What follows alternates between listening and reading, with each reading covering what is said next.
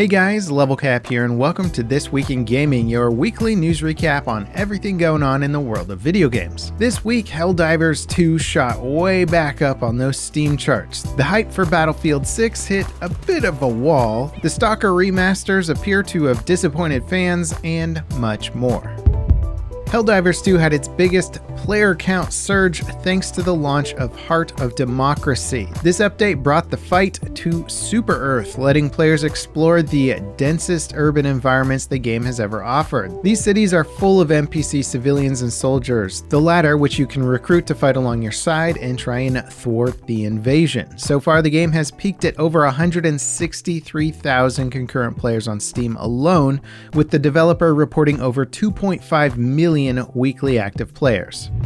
The hype for Battlefield 6, or whatever it ends up being called, hit a brick wall this week. DICE announced in a community blog post that there will be no class weapon restrictions in the upcoming game. The announcement immediately set off a firestorm in the Battlefield community. Players on the game's subreddit, who have been pretty optimistic about the game based on the leaked Battlefield Labs gameplay, and quickly shifted from excitement to outrage. Many feel that removing class-specific limitations undermines the core teamplay and identity that has defined Battlefield for years. They're accusing DICE of repeating the same mistakes that plagued Battlefield 2042, which ditched the franchise's traditional class system for a more flexible specialist system without class-locked weapons. DICE have yet to respond to the blowback, but the latest Battlefield Labs playtest is currently underway, so we'll likely be getting a boatload of newly leaked details over the weekend.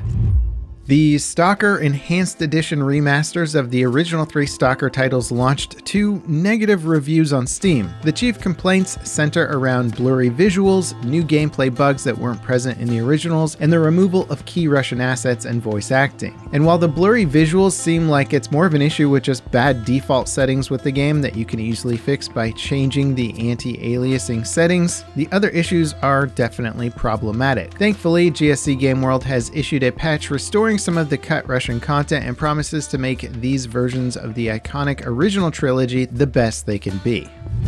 The Black Hawk Down single-player campaign for the free-to-play FPS Delta Force just got an important update. You can now play it from start to finish solo. When the original launched earlier this year, you could only play it in co-op. There was also several balance issues that made the experience feel overly brutal. For example, if nobody in your party was able to resupply people, there was no way of getting additional ammo. The update adds a solo mode that features reduced enemy counts and gives you more starting ammo. These tweaks should make the campaign more manageable as a solo experience without altering the co-op experience's difficulty.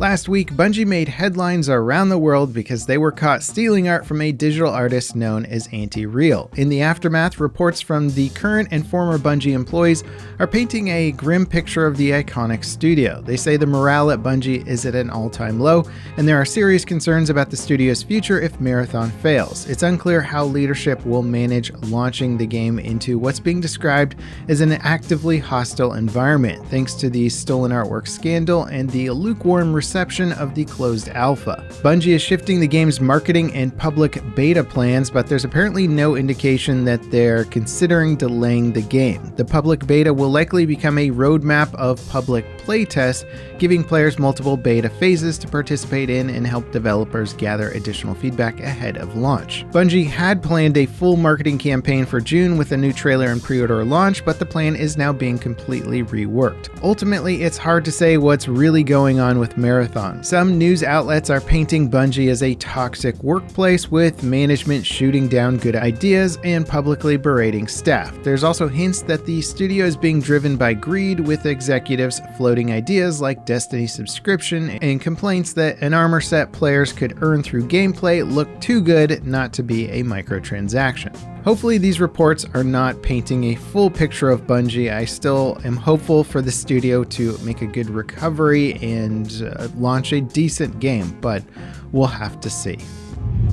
Fortnite is finally back on the iOS App Store in the US and EU. The Battle Royale was originally removed in 2020 when Epic Games added its own payment system to bypass Apple's 30% cut, sparking a lengthy legal battle and costing Epic over $1 billion in lost revenue. It returned this week following a recent US court ruling that forces Apple to allow alternative payment options in apps. Even so, Apple initially resisted Fortnite's comeback, ignoring and then denying Epic's submission before finally relenting under legal and public pressure.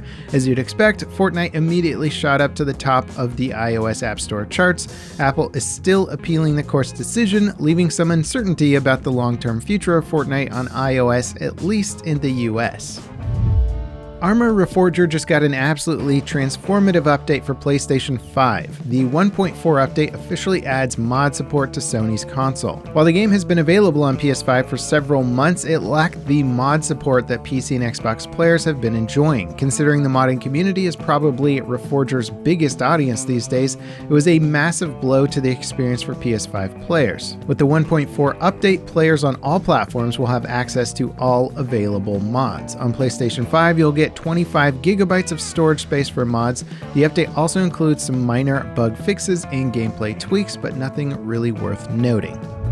Rights to the iconic community-made Counter-Strike map Cache have been purchased by Valve. The current custodian of Cache, legendary mapper FM Pone, announced that Valve approached him to buy the map on day one of its unofficial launch for Counter-Strike 2. FM Pone remastered the map for CSGO and recently launched a CS2 remake with enhanced visuals and some minor tweaks to the layout. Now that it's been officially purchased by Valve, we'll hopefully see it added to the game's matchmaking quickly. It was one of the defining maps for CSGO's era, and it'll be great to have it back in rotation for CS2.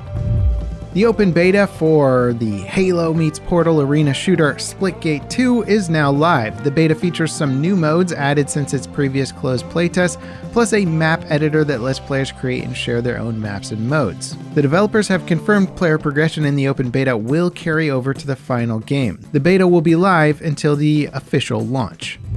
The Microsoft and Activision merger is officially in the clear. The FTC dropped its case against Microsoft, which was the final legal hurdle the deal faced. The FTC was investigating Microsoft's deal to buy the company with concerns about anti-competitive business practices, employee layoffs, and a variety of other concerns. As part of the case, Microsoft agreed to offer Xbox games on non-Xbox streaming platforms and to continue releasing the games they acquired in the deal on rival consoles.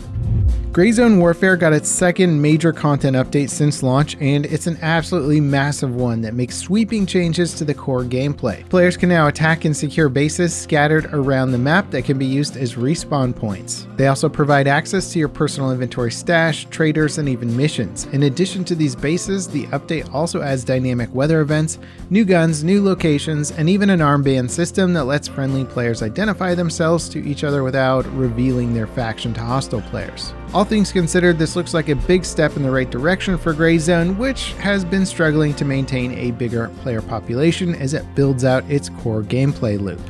And that wraps it up for today's episode of This Week in Gaming. If you enjoyed it, don't forget to drop me a like, subscribe for more content like it, and if you want to see a deeper dive into the class weapons issue for the next Battlefield game, check out my video on it here. As always, thanks for watching, and I'll see you next time. This is Level Cap signing off.